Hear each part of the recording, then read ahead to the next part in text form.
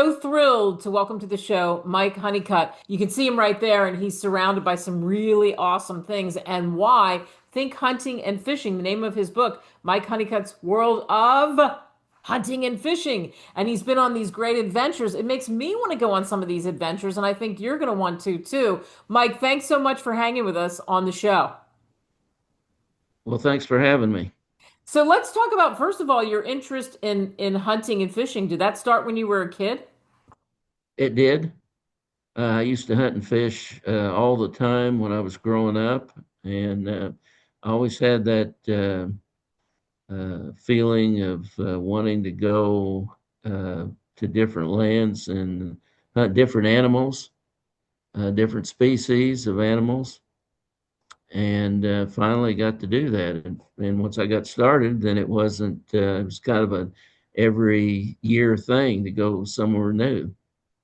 How many trips do you Uh, think you've been on total? How many trips to I mean, you've been to South Africa, you've been to some incredible places.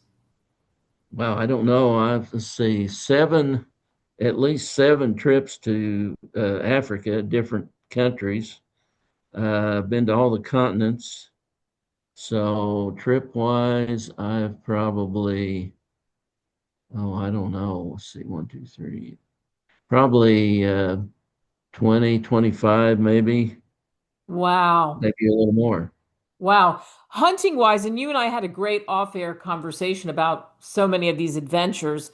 You talked about some of the favorite places, and I know South Africa was definitely high on the list.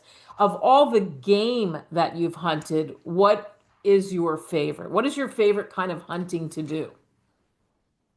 Well, I think hunting on the savannas over in Africa for the Lord Derby eland was my first priority, and then I like hunting animals on all terrains, but the high altitude animals are pretty rough on me. I don't know. I don't do as well in high altitude as I do down on the lower ground on the savannas and the rolling hills. What is That it? those Yeah, and in talking about that and the difference of the kind of game you're hunting and where you are and whatnot, what is and you talk about all kinds of things in your book, but what's the toughest, what is the toughest game to hunt, I guess? What is the hardest, or what's been the hardest for you? Oh, I'd have to say the sheep over in Tajikistan and Kyrgyzstan were the hardest for me because they were high altitude. One was a jeep hunt with Russian jeeps. The other one was a horseback riding hunt, and those were both were tough to be at 14 to 17, 18,000 feet to hunt those different kinds of sheep. Yeah. When people and you again, you just pull us right into your world. What was it that made you decide you wanted to put this book together?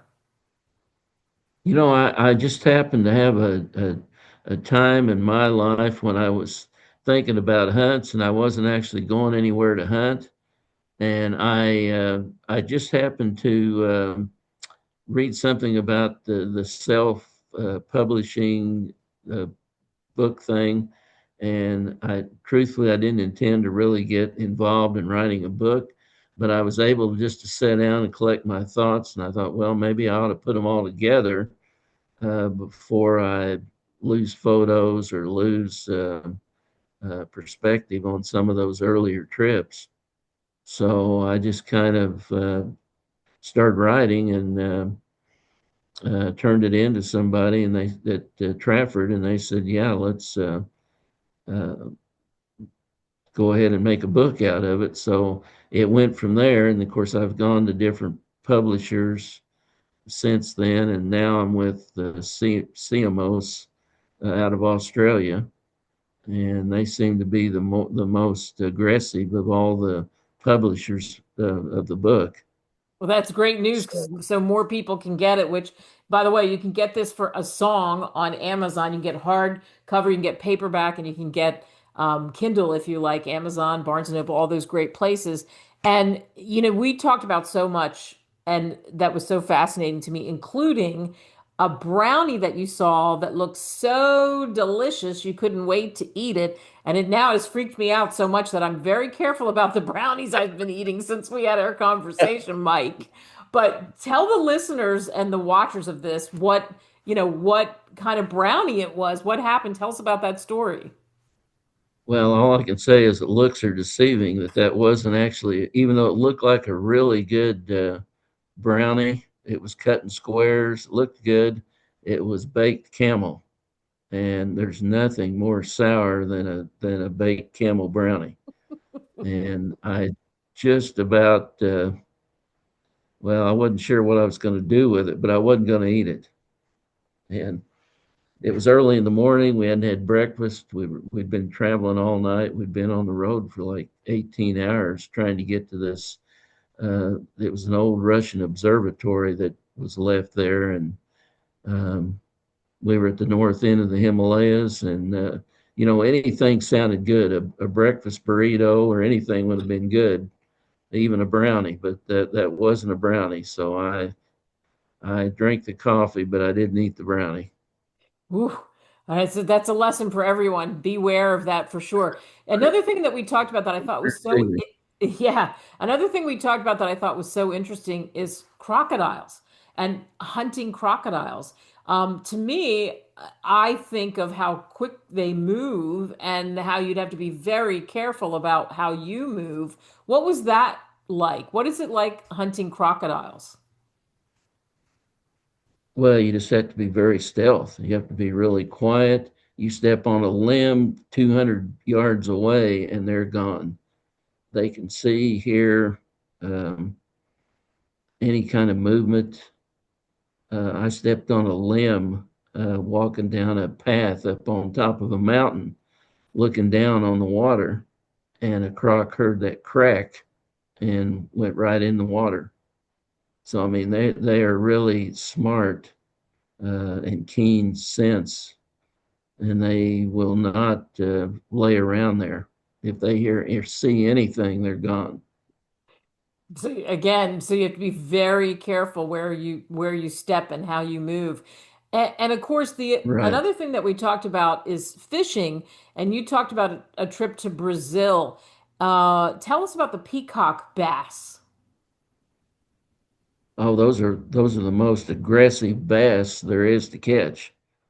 I made two trips to Brazil to do the peacocks, and they will follow your plugs to the boat, and then if they don't take the plug, they thump the boat, and then turn around and go right back to where they were. Uh, Wow. they literally will attack the boat, and they're very very aggressive in the water, but they're fun to catch. I mean, if you can get them on your uh, fishing rod and get them started in, usually you can catch them, at least get them to the boat. But it is a very sporting trip because you're throwing next to the banks, you're throwing in vegetation. There's extreme vegetation right along the water, and you can get hung up in the vegetation. The last trip I was down there, it had flooded, and the water was one fishing pole deeper than it was the trip before when I went.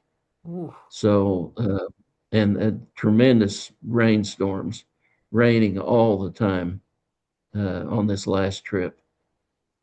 Well, But so we that caught a lot of fish. yeah, so you caught a lot of fish, but you have to be aware of the elements because then you're in the middle of it, right? With tents or a Right. lodge or whatever. I mean, when you're that deep in, what are you staying in? Uh, well, you're just, you're going in and out of little back coves. And one place I threw a plug right in the middle. It looked like a brush pile, and a fish jumped up out of the water and grabbed the plug. And I'd never seen them do that before. So when you look at these trips, I mean, hunting and fishing equally, you enjoy both? Yes, I do.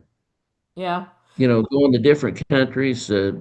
different scenery, different people. Of course, fishing and hunting big game is a lot different yet than um, there's a big difference between fishing and hunting, but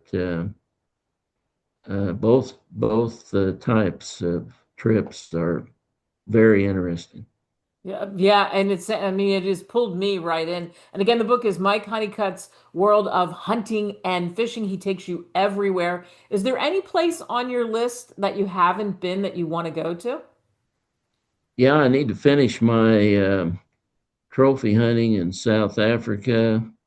I could upgrade a couple of things. There's some fishing I'd still like to do. I'd like to get back to Alaska and do some Alaska fishing. I'd still like to go back to South Africa and Zimbabwe. And I've been to five or six different countries in Africa. And they're just you like to go back and touch up, maybe upgrade, get a better lion or a bigger leopard, or uh, there's a couple of species of wildebeests I don't have from South Africa. And fishing, even though I've been fishing a few times, I haven't really uh, gone out that much to different countries and had a chance to fish. So there's a lot of different species of fish I'd like to go after as well. Wow, it all sounds exciting to me. When people read your book, what do you hope they take away? Well, I just hope they enjoy the adventure, and if they've not been to some of those remote places, that maybe they'll get some information there and maybe try to go to some of those areas themselves. It sounds good. Boy, we could all live through the eyes of your travels. I mean, just absolutely amazing. Mike, thanks so much for coming on. Thank you, Kate.